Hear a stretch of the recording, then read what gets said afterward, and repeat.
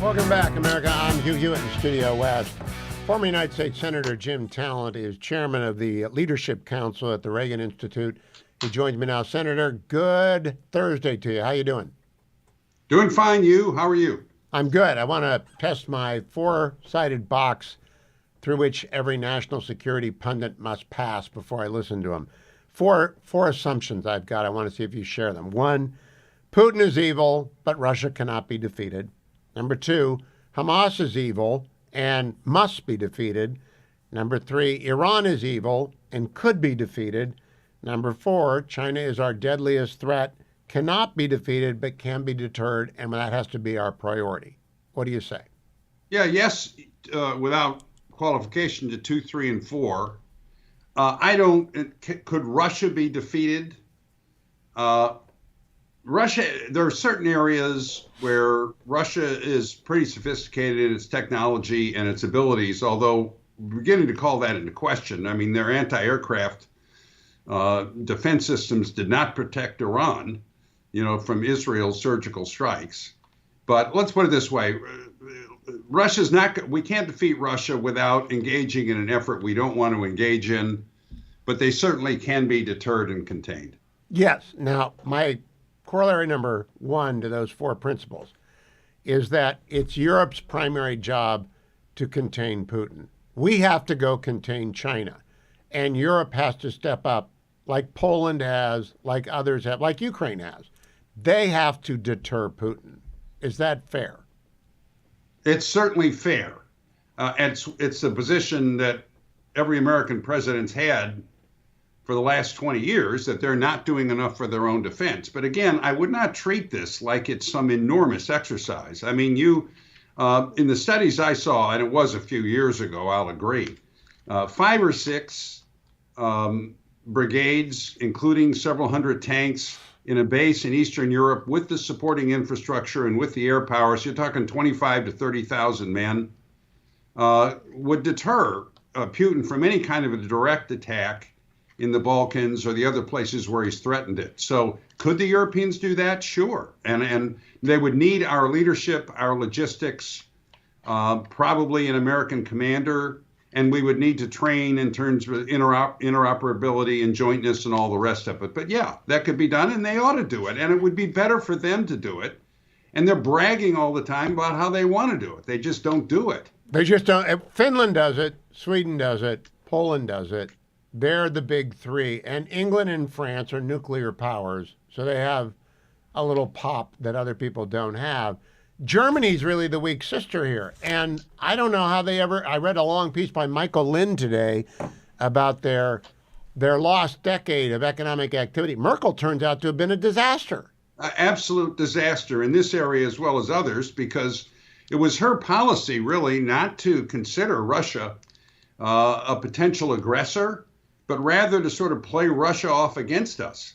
I mean, it was a disastrous policy. Look, one of the reasons President Trump is so frustrated, and what he said about Zelensky was intemperate and, let's face it, unfair. But one of the reasons the president's so frustrated is because this war never should have happened and wouldn't have happened if he'd remained president, or if other Western leaders hadn't spent the previous 10 years appeasing Vladimir Putin. Yeah. And so I think the president feels like that Zelensky really ought to give some tactical running room to the one Western leader who's been effective in the last decade. So I agree. I don't blame the president for his frustration at all. Now, yes, he said some things he shouldn't have said and that weren't true. But you notice Zelensky met with Kellogg and issued a very nice statement. This has got a long way to go. And I'm still very hopeful we'll get an honorable peace in Eastern Europe. So am I. And now I come to the thing that has really bothered me over the last 48 hours.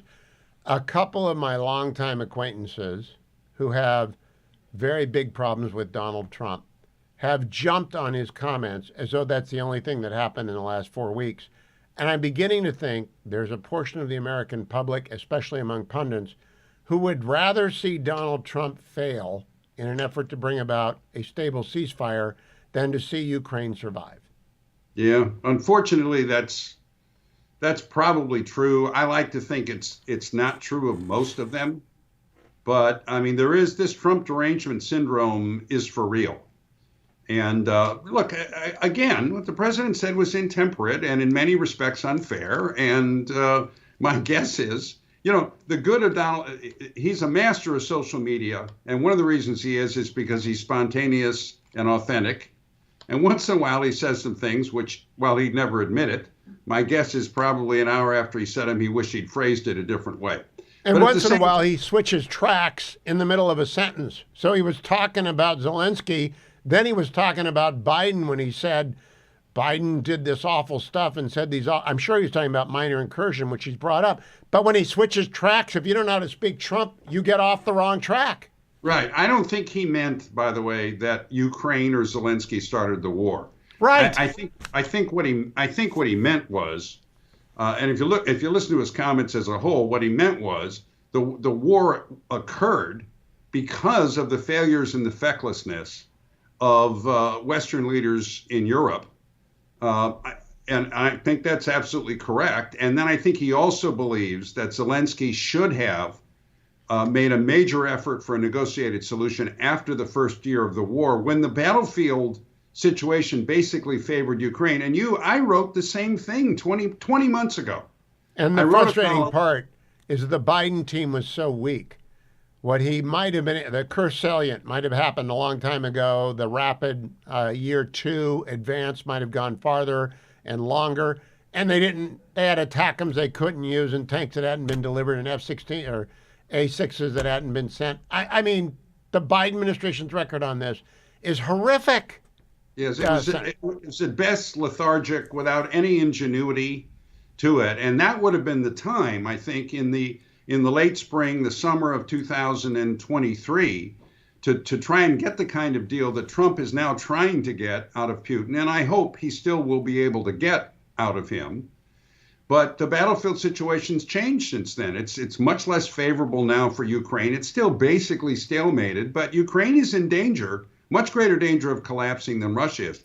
Look, this from the standpoint of the United States, Russia has lost this war. You mentioned Finland and Sweden. Their entrance into NATO with their military capabilities is a major strategic defeat for Russia. So yes. if we can get out of this war with stability, with a commitment on the part of the of the Europeans to help build Ukraine, and with the kind of economic relationship between the United States and Ukraine, so we have a stake in their security, which is why Trump wants the rare earths. See, this is another thing. I'm starting to rant now, but Zelensky should not have turned him down flat. It's very much in Ukraine's interest to become a major supplier to the United States of critical minerals like rare earths. Yeah, and why shouldn't he give us a break on the price? I mean, if he wants us to be an ally, he's got to create a relationship where we get something out of it. Ukraine is not our ally, They're not a member of NATO. We don't have an obligation to defend them. Jim, can you stay for another segment? Because I want to follow up on that. It's not been discussed anywhere.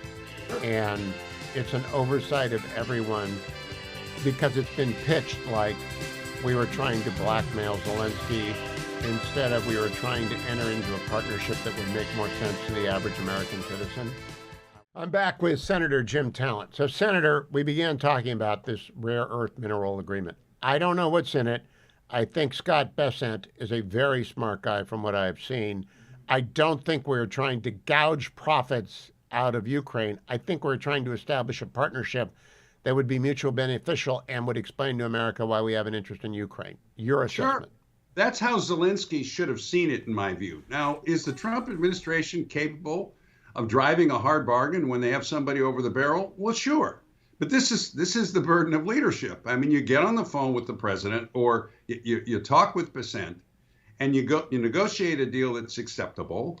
And it's not going to be the only thing in the deal. I mean, Ukraine is going to get a lot of direct aid, and some of that might come from the United States, no matter what Trump says. I mean, if he needs to get a deal, if he's got to throw in some American money and have it not all come in from the Europeans, he'll do it.